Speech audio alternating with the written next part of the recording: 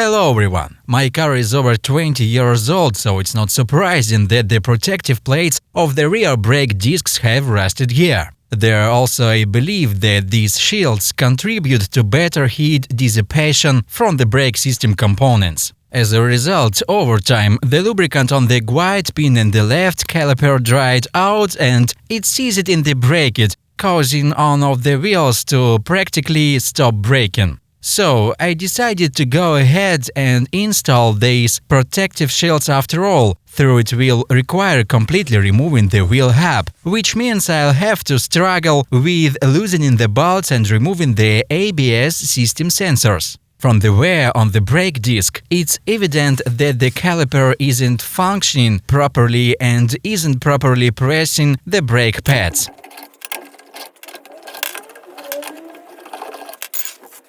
After removing the wheel, it's apparent that absolutely all elements of the brake system are covered in a decent layer of dirt. I think after installing the protective cover, less dirt will accumulate here. I decided to opt for a new part and therefore purchased this shield, albeit from a budget Chinese brand. The problem is that it's positioned between the beam and the hub, so I'll have to disassemble everything here. But I start by removing the brake caliper, first by pulling out the handbrake cable, then by unscrewing the bolt securing the caliper to the bracket.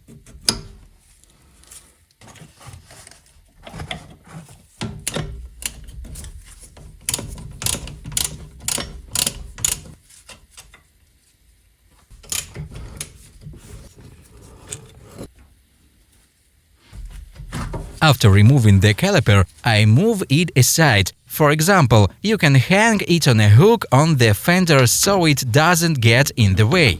Then I remove the brake pads and, as it's visible, the caliper bracket is obstructing the removal of the brake disc. To loosen one of the rusted bolts, I had to use a 12-point socket on an Allen key and hammer it into the bolt.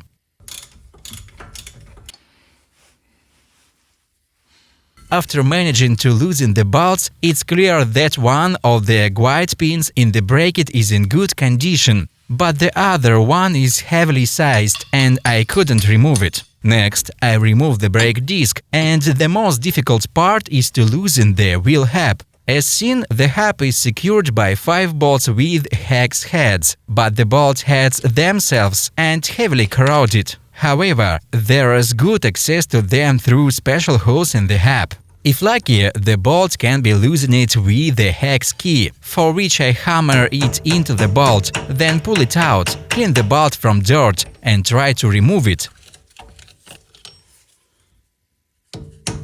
But in my case, corrosion had eaten into the bolt faces significantly, and the socket started to spin with slight force from the wrench. Then I tried using a 12-point M10 socket.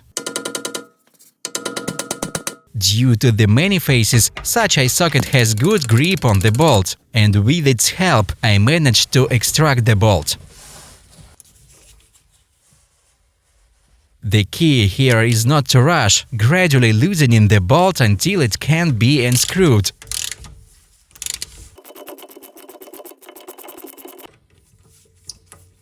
Following the same principle, I loosened all the hub bolts.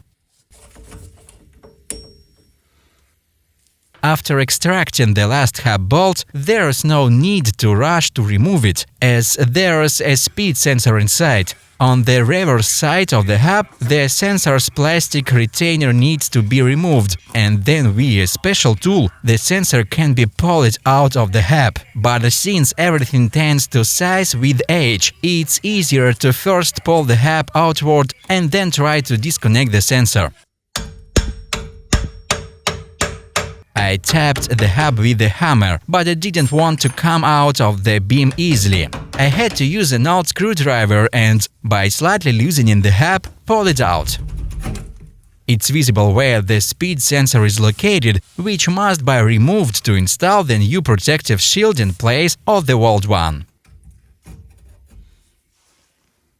To avoid holding the hub in hand, I placed a support under it. Then checking the scheme to see that the sensor has a connection under the rear passenger seat. So, if someone doesn't want to change the hub, they can simply disconnect the sensor under the seat and pull it out from under the wheel arch. So I pull it out the sensor together with the hub, and now I can remove the remnants of the old protective cover. Now I can install the new shield on the beam and, in reverse order, thread the sensor wiring, install the hub and caliper. Initially, this was my plan, as the hub was in good condition, didn't make any strange noises when rotating and had no play. However, on the opposite side, after removing the hub, the sleeve into which the speed sensor fits broke, so there I had to extract the sensor from the remnants of the sleeve, and I decided to buy 2 new hubs right away. By the way, when I removed the sensor, I noticed there's sealing ring. Perhaps it needs to be replaced with a new one to prevent dirt from getting in and to be able to remove the sensor in the future. To extract the sensor from the sleeve of the first hub, I had to use a cutting disc and then, by shaking the housing, pull it out. I bought a new hub from a manufacturer that includes bolts. This is what the hub looks like that I will be installing. The part number and name of all components will be in the description below the video. Then I greased the sealing ring on the sensor and inserted it effortlessly into the sleeve. Well, then you can assemble everything in reverse order. I painted 2 protective plates beforehand, and during assembly I used copper grease to make it easier to remove the parts in the future. By the way, I also decided to grease all the bolts with copper grease, and I coated the bolt heads with corrosion-resistant grease.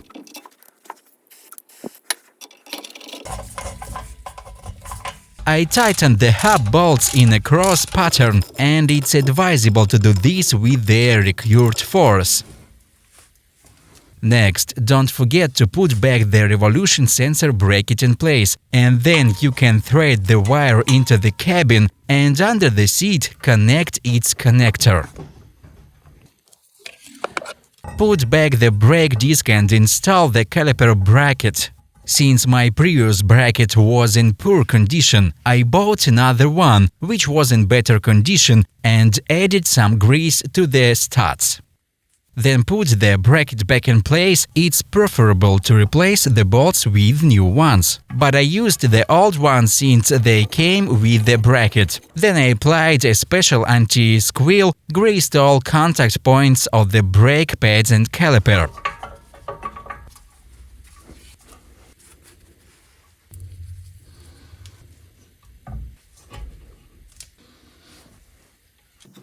In the end, I wanted to install a new protective plate for the brake disc, and besides that, I replaced the hub, caliper, bracket, brake pads and hose. That's all for now. Bye!